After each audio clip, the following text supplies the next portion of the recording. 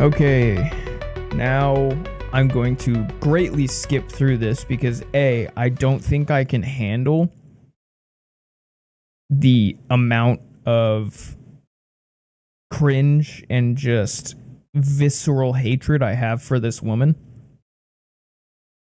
And also, I don't want this video to be unbelievably long.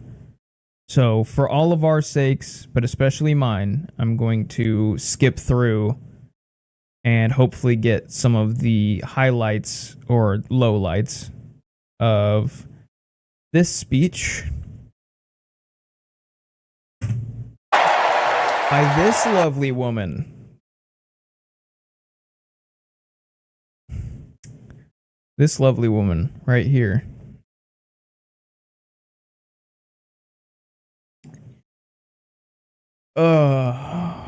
It's unbelievable that they trotted her out to talk about, I haven't seen this full, I only saw a smidge of this speech, but it's hilarious how they trotted this woman out to talk about how bad Trump is and how we need to win, when she was so repulsive to the American people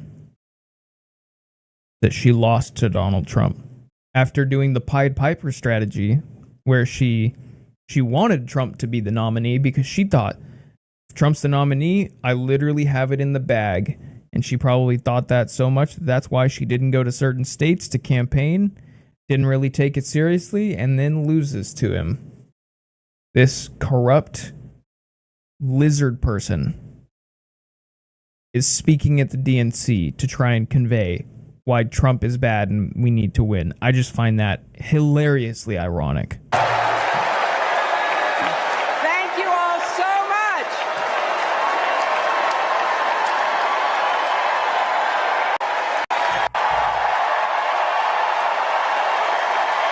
Thank you, my fellow Democrats. Thank you, my fellow Americans. What are you cheering for? What has Hillary Clinton done besides lose to Donald Trump, get us basically into a fiasco in Libya,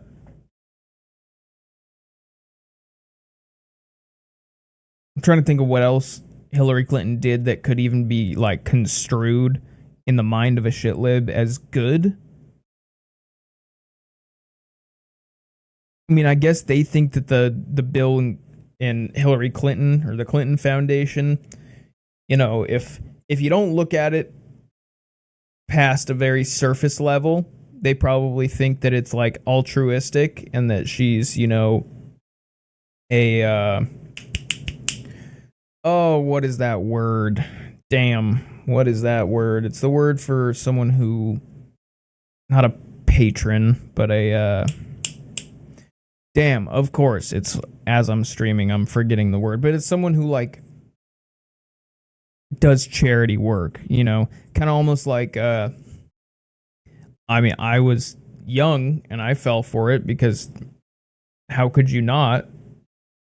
The Bill and Melinda Gates Foundation, and every headline was of Bill Gates and how he's just this altruistic billionaire and he's just such a great person. And then, I grew up and actually had the principles of skepticism where I'm like, let me look into some of this stuff. Still thinking that he was a good guy, but just let me look into it. And then the more I read about it, the more I'm like, oh, this is all just PR.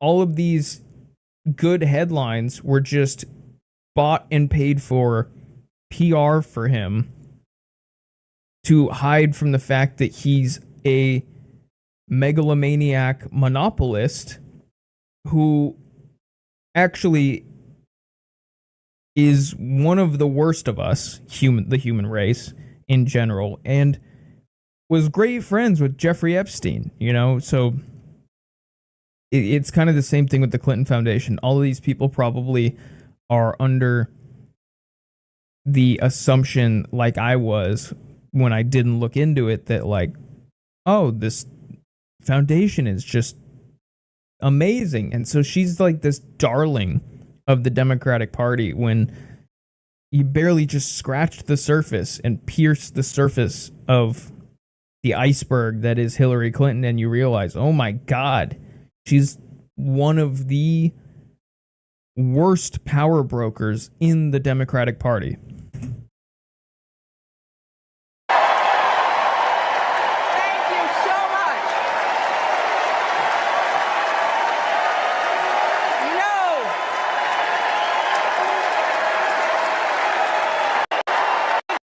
energy in this room, just like there is across the country. Oh, and we go to an ad. Game. You're not ready for it. Yes, there's totally a groundswell of energy for Kamala Harris. I'm so sure. Something is happening in America. Yes, the veil of the two-party duopoly is starting to lift. Most people are still brainwashed by it, but the average, especially young person, is starting to wake up and realize that you got the Republicans and then Republican light, basically the same in every way, except they wrap themselves in a rainbow flag of virtue. And I feel like there's a lot of people who just refuse to vote for, I always call it two heads of the political hydra. Both are going to fucking eat you, but one might be a different color than the other one. They're all attached to the same body. It's still a uniparty. Yeah, that's what I think is happening in this country. She's implying that there's a groundswell of support for Kamala Harris, which is so delusional, but if you say it enough, it will make it true. I think that's what they think. You can feel it. Let's salute President Biden. Yeah. Here we go. Democracy's champion at home and abroad. To be a true patriot. And now we are writing a new chapter in America's story. Finger? My mother Dorothy was born right here in Chicago before to ratify the 19th Amendment to the Constitution. Hope finger again. The state legislature was deadlocked upside down. Nice. Until one lawmaker's mother, a widow who read 3 newspapers a day, sent a letter. She ran for president. Not oh my God, it's just virtue signaling. Let's skip through it. It's virtue signaling about how it's, women in politics and blah, blah, blah, blah, blah, blah, blah. For vice president. 16, when it was the honor of my life to accept our party's nomination for president. And then you went on to lose to an orange game show host. Good job.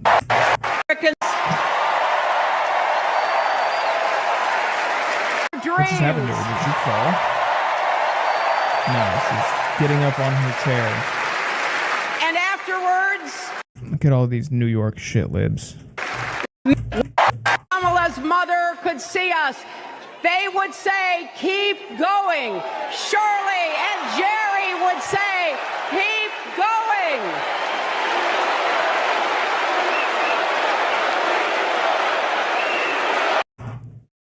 Stretching to afford childcare, young people struggling to pay their rent. And what are we going to do about it? Absolutely fucking nothing. Or if we actually are planning on doing something, you guys aren't going to know because we aren't going to talk about a single shred of policy. They're all asking us to keep going. Our hearts. No, we're not. We're not asking you to keep going. We're not asking you to keep going because we know that you're not going to do fuck all for us. You're just going to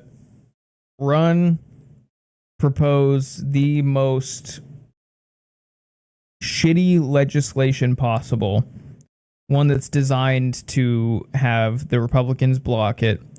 They'll probably block it, even though it wasn't going to really give any relief in the first place, but they're going to block it, and then you're going to use that to generate headlines about how, I'm sorry we didn't get this policy for you, it's just the big bad Republicans, and then you're just going to run on those headlines, try to use that in the midterms, use it as a talking point, and then it's the never-ending cycle of not actually fighting to do anything, and then generating these headlines and running on them, and nothing ever fucking changes with the Democrats. I think a lot of people are figuring that out a lot quicker nowadays because it's been going on for so long, and a lot of the new generations have only known this Democratic Party that uses these tactics. A lot of the people that you see on the screen are people who are either just so, again, well off that they don't really need to look into anything. They don't need concrete changes from the government, or they're old enough that they still have this picture of the Democratic Party back when they were a moderately pro-worker compared to what they are now. My grandma is an example of that. She has these rose-colored glasses of the Democratic Party, even though, the last decades they've been showing that they are nothing but just a three-letter agency, kind of deep state aligned corporate party. It's just the memory of what they kind of used to be, fighting for unions and labor, that makes a lot of the older generation still back them. The story of my life and the history of our country is that progress is possible, but not guaranteed. Here we go, more platitudes. Kamala has the character, experience, and vision to lead us forward. I have no words. Our backs. She will always have our backs. Kamala? I think she's probably more likely to try and throw us into jail, but whatever you say. Abortion rights nationwide. Okay, they're going to continue to focus. That's the one policy that they're really going to talk about, because it's the one that they've been running on for literally decades. And while they could have codified Roe and done all of these other things to try and protect it, they knew that it would be a contention, and they knew that especially if Trump got his way and was able to get rid of Roe v. Wade by stacking the courts and doing all of these other, political inside baseball moves where we could potentially, it's not as secure as we thought it was. They knew that if that happened, they'd be fine statewide, and then they would be able to have one of the biggest political wins in terms of what they'd be able to run on in the future. The problem is, if that's the only thing that you have, it's still a shaky foundation. There's only so many single issue voters, and there's only so many people who would look at this issue and agree with the Democrats on this issue, but only vote for them because of that when they're struggling financially too.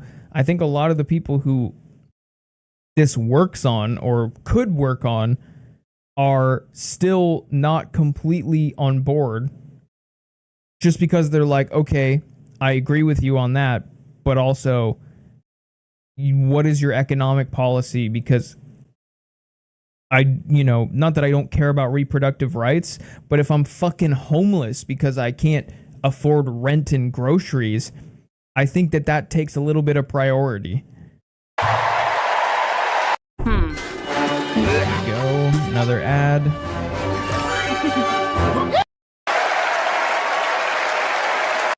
Freedom and safety. Never rest in defense of our freedom and safety. Oh, I heard booing. Felony convictions. Person to run for president with 34 felony convictions. this is where I picked up when I was watching it live. You know, he made his own record. The first person to run for president with 34 felony convictions. You know, total... I mean, it works on people like this in the crowd. It works on these kinds of people where, you know, they can't put aside their hyper partisanship. Whoa, what the fuck is this guy wearing? But they can't put away... Is this dude crying? Am I tripping? Oh my god. Just everyone here, insufferable. But they can't put away their hyper-partisanship for 2 seconds to go, okay, I can't stand Trump, and I'm not a Trump fan. Like, me, personally, I'm not a Trump fan. But you don't have to be a Trump fan. You can even really dislike the guy and still call a spade and say that that was complete organized lawfare that wouldn't have been brought against any other president, and that even if you agreed with the felony conviction on what should have been a misdemeanor, would have been a misdemeanor for anyone else, even if you agree with the felony convictions, the 34 count being for every payment, just to boost the number and have this massive headline about how he's got 34 different felonies. Every part of that was organized lawfare. And you don't have to be a Trump fan. You can actually be a lefty, like I am, and just call that out. You don't have to be disingenuous, but of course they're going to use this in their speech. It's the whole reason that they did it.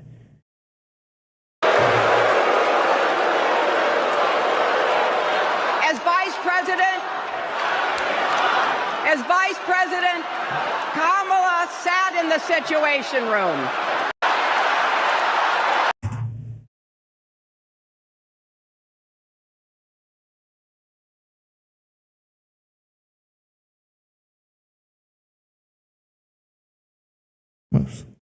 Exhibit A.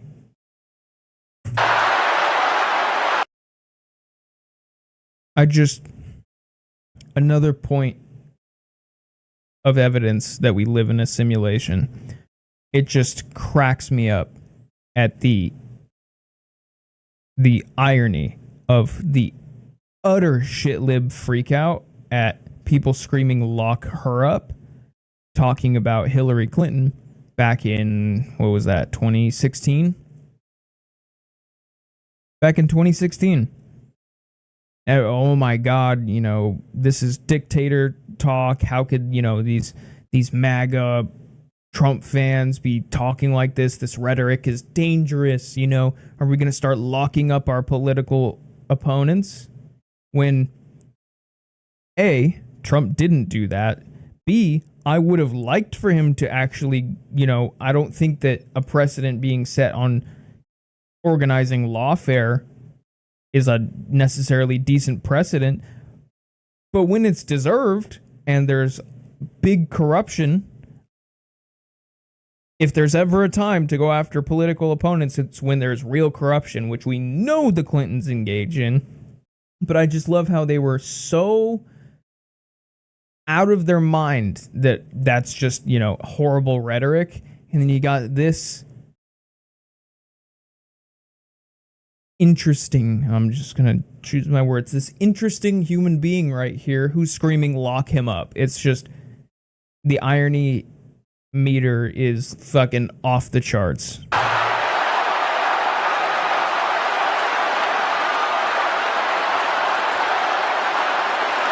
And like I said, oh my God, everyone's screaming, "lock him up." We also know... Oh, that's crazy. Oh my God. These are some of the most insufferable people all concentrated into a single venue. It's crazy. As Vice President, Kamala sat in the Situation Room and stood for America's values. I know what it takes, Kamala, our military and our veterans. recipients. Values, principles, faith, hope, virtue signaling, more virtue signaling. Sending love letters to dictators. Oh, here we go. You can't have a Hillary Clinton speech without her alluding to Putin bad, Russia bad, God forbid we have diplomacy. If I, Hillary Clinton, were president, I would have started nuclear war. Don't we want that, Democrats? Don't we want nuclear war? Yeah, God forbid this orange buffoon do diplomacy across the world. God forbid we don't get into more wars. I, Hillary Clinton, personally, would have gotten us into dozens more wars. It wouldn't be a Hillary Clinton speech without, the typical neo-McCarthy Russia bait. She will defend democracy and our Constitution. There we go. She's hitting her democracy quota. Says the president's job is to take care that the laws be faithfully executed. Kids and families. First day in court, Kamala said 5 words that still guide her. Kamala Harris, for the people, will never understand. So it's something those that eyebrows, dude. Okay, that's a little mean. I'm commenting on people's looks, but holy shit, the fucking angle on those things, god damn. Trump will never understand. So it is no surprise, is it, that he is lying about Kamala's record? He's mocking. You don't need to lie about her record. It's bad just on its face. It's bad on its face. She was a fucking draconian prosecutor who would have gotten a dude on death row killed if the courts didn't force her to allow evidence. She wanted to basically have slave labor for longer in California in our prison system. And she's basically flip-flopped on everything that she's run on. Now, I'm not going to be charitable to Hillary Clinton because she doesn't deserve it, but there is a criticism of what, Donald Trump and a lot of the Republicans are trying to characterize Kamala as, which is like somehow she's a fucking Leninist, Marxist, communist and is going to be like hyper liberal when that's just not going to land, and it might actually embolden a lot of the people who are lefties but who are on the fence, who have these correct reservations about Kamala and how she's just a wolf in sheep's clothing. But if you're trying to demonize her as if she's like super hyper left and is going to, you basically call progressive policies communism, which is like the Republican equivalent of calling everything racist or misogynist or one of the other ists or phobes. They love to throw out those words on the shit lib left, but Republicans love to do the exact same thing with communism on the right. Anything that's even moderately left. God forbid we have nationalized healthcare. Communist, right? So if you try to make her out to be this lefty that she actually isn't, you might actually energize some of the people who might have stayed home. So it's dumb politically, and it's just dumb factually. You can go after her for her actual terrible record as a prosecutor, as being just super pro-corporate, and for abandoning what should have, or what she claimed to be, her values. You can go after her, rightfully so, for all of that.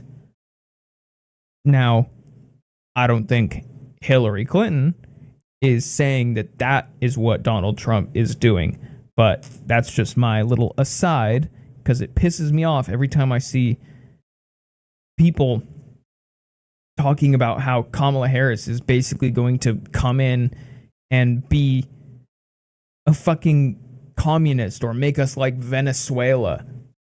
She's going to be a continuation of the corporatist status quo. And pretending any different is just...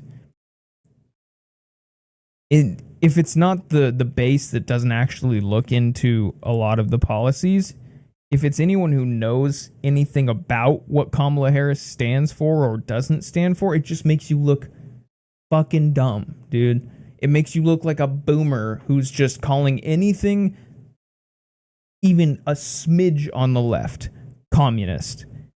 Asking her name and her laugh sounds familiar.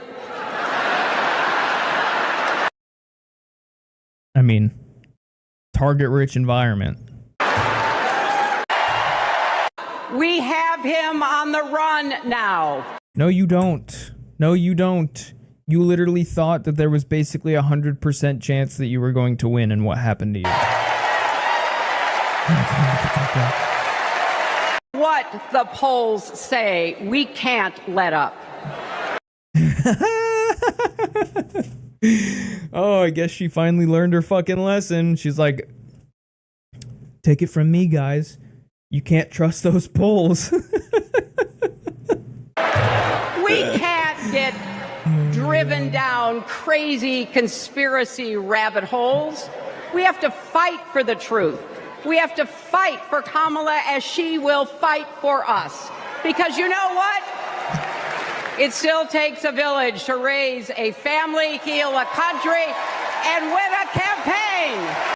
We've got passion, we've got determination. And if we set our sights on something, you better believe it's happening. To breaking through once and for all. Oh, please be I done. see freedom. I see health, our lives. More platitudes, more platitudes. To worship as we choose or not. I see freedom from fear and intimidation, from violence and injustice, from chaos and in the hard work and more talent. platitudes. On the other we're side, gonna end off strong with like a platitude bomb. side of that glass ceiling is Kamala Harris raising her hand and taking the oath of office as our 47th. Here we go. Don't you want to elect her because she's a whammin'? She's gonna break the glass ceiling, don't you know? Again, zero policy. Besides abortion. They can tell you their policy on abortion. Because they know that that politically is a massive winner for them, and they love to run on it. That's why they didn't codify it back in, over a decade ago. Or, God, how long have they been able to do that? Long time. And they decided not to because they wanted to continue to just run on it and run on it and run on it, because it is a political winner for them, and it does energize a lot of the base for, they love to talk about bodily autonomy when it's, all they mean is that they're pro-abortion. They don't actually mean bodily autonomy, as evidenced during the goof. They didn't give a fuck about your bodily autonomy. They wanted to mandate a certain experimental procedure that might have been injected into the body, if you catch my drift. And this is getting posted on YouTube, so I need to pick my words carefully for this massively censorship-heavy platform. But they love to run on this, so they'll tell you exactly what their policy is when it comes to abortion. But anything else, it's just going to be platitude after platitude, flowery language, flowery empty language. President of the United States.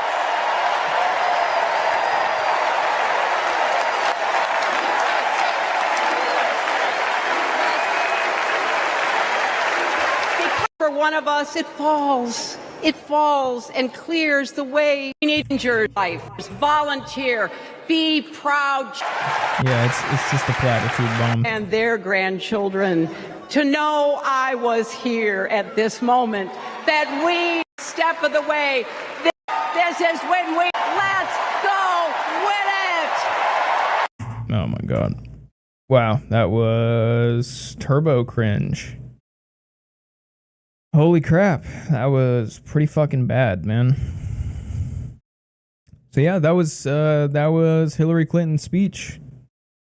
Just a lot of platitudes. Again, no policy.